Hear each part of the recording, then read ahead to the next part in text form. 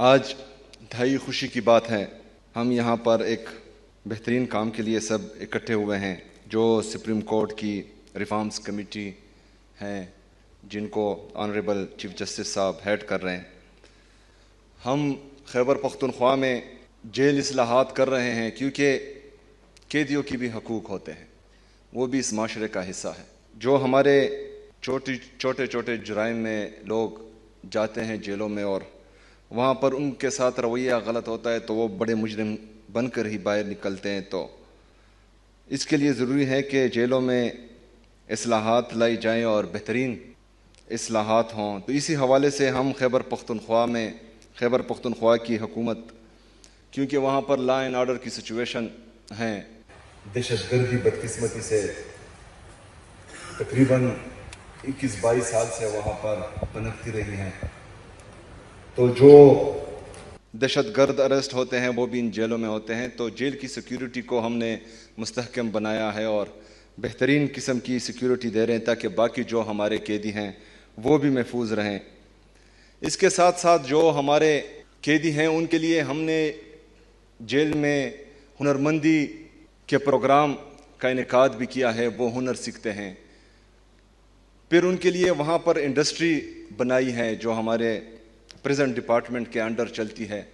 تو جو قیدی ہمارے وہاں پر ہنر سیکھتے ہیں وہ وہاں پر مختلف چیزیں بناتے ہیں جو مارکیٹ میں پھر سیل ہوتی ہے اور ان سے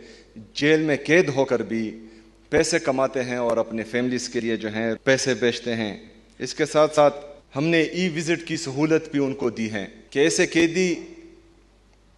جو یہاں پشاور میں، ڈی آئی خان میں یا مختلف جیلوں میں ہوتے ہیں اور ان کے فیملی ممبرز غریب ہونے کی وجہ سے ان کے پاس وزٹ نہیں کر سکتے،